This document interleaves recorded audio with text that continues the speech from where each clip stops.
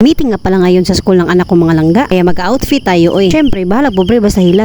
Syempre mga langga, magdala tayo ng bag. Para daw mukha tayong aesthetic. Pero sa totoo lang mga langga, wala talagang naman yung bag ko mga langga. Design lang naman yan. O diba? Yun mga langga, i-ready na natin itong bag natin. Suot lang natin itong mga langga ng pagganito. Para maging aesthetic tayo tingnan. Pero parang hindi man aesthetic mga langga. Para akong magtitinda ng isda dun sa merkado ba?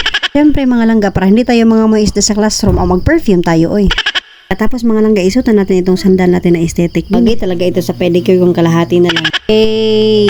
Yun mga langga, papunta na pala ako sa motor kaya tara. Dito na nga pala ako sa motor ko mga langga. Mamadali na nga pala ako dyan mga langga kasi malilate na ako dun sa meeting. Tapos nahirapan pa ako dyan mga langga kasi hindi ako makatukod ng maayos. Pero buti na lang mga langga at nairaos din natin. Tapos mga langga, binalikan ko yung cellphone ko.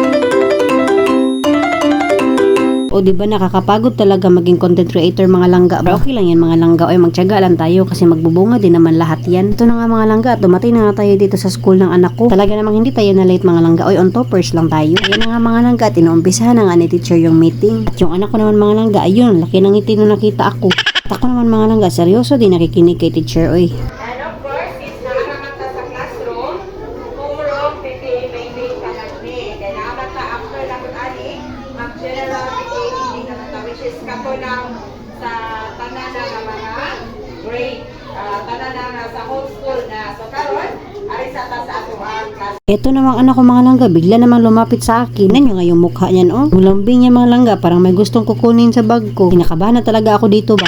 At syempre mga langga, hindi talaga mawawala yung attendance, oy.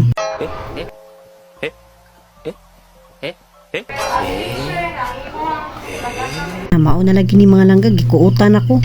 Pero dito talaga ako kinabahan mga langga. Ginawa kasi nila akong treasurer mga langga. Parang ubay-ubay yung madagan ko nito ba? Ito nga mga langga at patapos na nga yung meeting. Ito nga mga langga at nagsitayuan na nga pala kami. Pagkatapos naman ng meeting dun sa school ng anak ko mga langga, dumiretso na nga pala kami dito sa may simbahan mga langga. Sakto rin kasi mga langga at hapon na. Ilang minuto na lang mga langga at uuwi na yung asawa ko. Kaya hihintayin na lang namin siya dito. Ito na nga mga langga at dumating na nga siya. Nga pala mga langga, bibili nga pala kami ng baboy kaya dumiretso na lang kami dito sa pork shop. Pa-video na nga pala ako dyan sa asawa ko mga langga. Sabi ko sa kanya mga langga, videohan niya ako para sa vlog ko. Hindi kasi mahilig mag-video-video yung asawa ko mga langga. Oy. Kaya kailangan ko talaga siya utusan. Pero okay lang naman yan sa kanya mga langga. Kung pumapili nga pala ako dito ng karne mga langga, yung asawa ko naman busy din sa watermelon para sa anak ko. Katapos yung kumuha ng watermelon, binalikan niya na ako agad mga langga. Katapos natin pumili ng karne mga langga, syempre magbabayad muna tayo. Oy. Lisod po do gato ng idagan.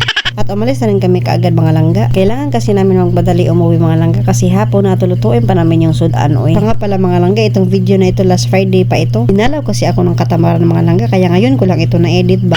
So, ayun lang mga langga, mga to na mi.